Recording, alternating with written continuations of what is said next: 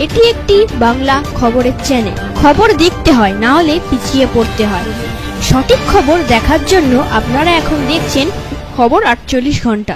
এটা হাঁসঝাড়ু brigade. CPM এর ডাকে ব্রিগেড চলো আর বিজেপিকে ভোট দিতে ব্রিগেড থেকে ফেরো। রবিবার সিপিএম এর ব্রিগেড কর্মসূচিকে এমনই কটাক্ষ বলেন কুণাল ঘোষ। তিনি কি বলেছেন তা শুনুন খবর 48 ঘন্টার পর্দায়। হাঁসঝাড়ু ব্রিগেড, হাঁসঝাড়ু ব্রিগেড সিপিএম ডেকেছিল, সিপিএম এর কিছু লোকজনের নাম করে, আর বিজেপির ভোটাররা গেছিল। ওটা হাঁসঝাড়ু ব্রিগেড, ওটা স্লোগান হচ্ছে সিপিএম এর ডাকে ব্রিগেড চলো আর বিজেপিকে ভোট দিতে ব্রিগেড থেকে ফেরো। সিপিএম এর ভোট কমছে কমছে কমছে কমছে, কংগ্রেসের সঙ্গে যোগ করেও 5-6% উপর যাচ্ছে না। অন্যদিকে বিজেপির পার্সেন্টেজ অফ ভোট বেড়ে গেছে, তৃণমূলের তো ভোট কমেনি, তৃণমূল তো বেড়েছে। তাহলে সিপিএম এর ভোট কমছে, বিজেপির বাড়ছে।